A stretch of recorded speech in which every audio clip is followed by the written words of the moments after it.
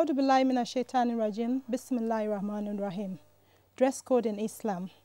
Islam requires that the Muslim be careful about his or her appearance, dress decently, and maintain dignity, and enjoy from the provisions that Allah has made for clothing and adornment. Just like in every other aspect of life, Islam has provided guidelines and specifications as to the dress code as to the dress code of a Muslim. There's no gainsaying that clothing provides has two objectives. One is to provide cover, and another is for good appearance, for adornment. The ayah of the Quran in this respect says, and that is Quran Surah 7, ayah 26. It says, "O children of Adam, verily we bestowed upon you clothing to cover your shame, as well as to be an adornment to you. Whoever neglects any of these two aspects of clothing, that is, covering and as an adornment, has deviated from the path of Islam to the path of Satan." Accordingly, the Quran warns that we should be careful of nakedness and neglect of good appearance.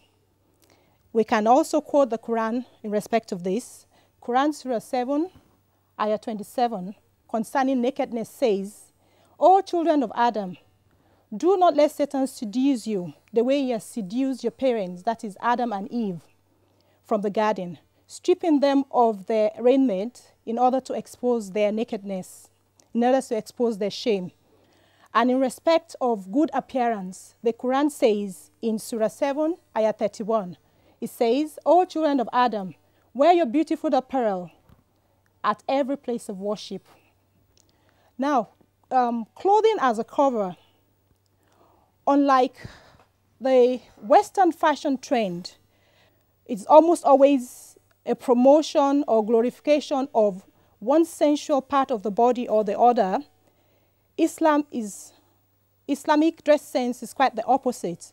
It seeks to cover the dignity of man. For instance, for the matured male,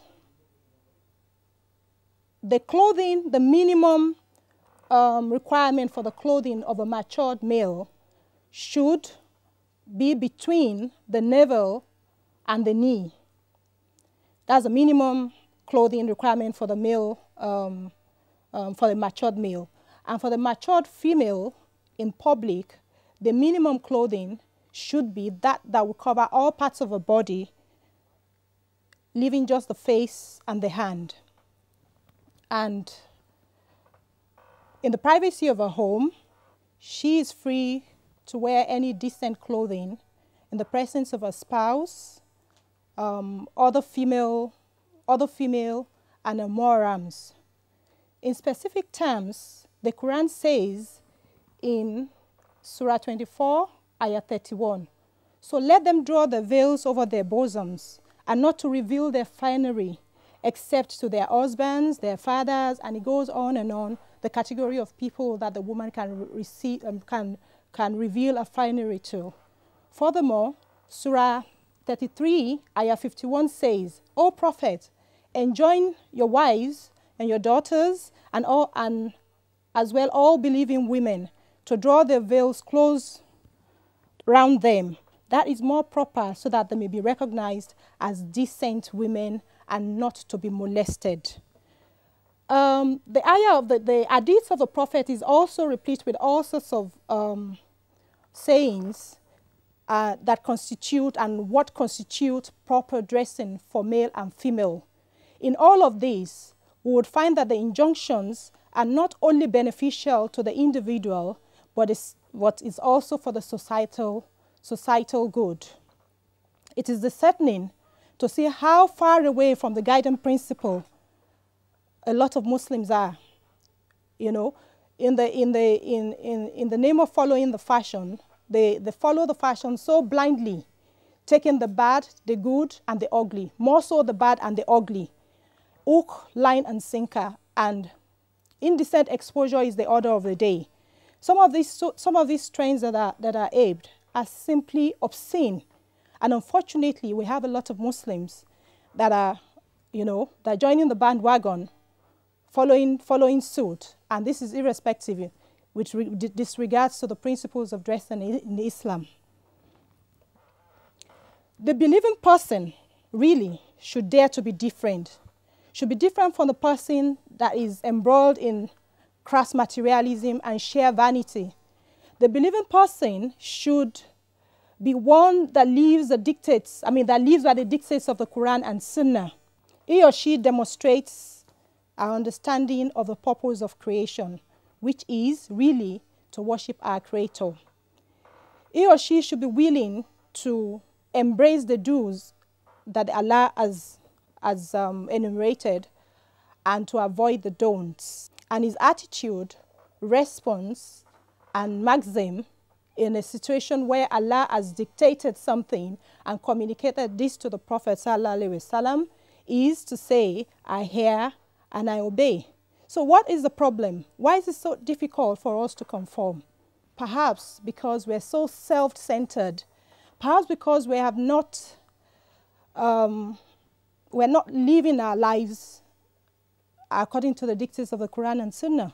Perhaps because we're concerned more about what people say and what people do as against what the Creator says. Perhaps because we have not subordinated our will to the will of Allah's. We're not subordinated our own will to Allah's. That's how, otherwise, why is it so difficult for us to conform? Why is it so difficult for us to follow the dress code of Islam? Why is it so difficult for us to even live Islam as a religion? Really, it is said that where there's a will, there's always a way. And you'll be surprised that anybody that decides to live, that made a decision to live by the tenets of Islam, will find it easy. It will become effortless. And that includes dressing as well. Still talking about the dress sense of the Muslim. Clean, dignified, modest, elegant. These are some of the key words that would describe the approach of a Muslim. That would describe the dress sense of a Muslim. Dowdiness, uncleanliness, bad odor, scruffiness. These are not part of it. These are not part of what would describe the dress sense of a Muslim. Cleanliness in Islam is so key. The Prophet ﷺ has laid so much emphasis on cleanliness of the body, of the clothing, of the environment. It is so key. It is reported, it was reported that the Prophet ﷺ once had somebody come in with disheveled beards and hair. And the Prophet made a gesture, as if to say, why don't you comb your hair? And the guy came back with the hair combed. And the Prophet said, sallallahu alaihi wasallam, is this not better than to have a disheveled hair like a devil? So basically, what we're saying here is that dressing in Islam does not allow for dowdiness. It doesn't allow for uncleanness. It doesn't allow for a lot of what people do these days, all in the name of trying to conform. There's an instance of another man with dirty clothing that the Prophet ﷺ said, doesn't he have anything with which to wash his clothing? It was also reported a man came to a prophet wearing cheap clothing.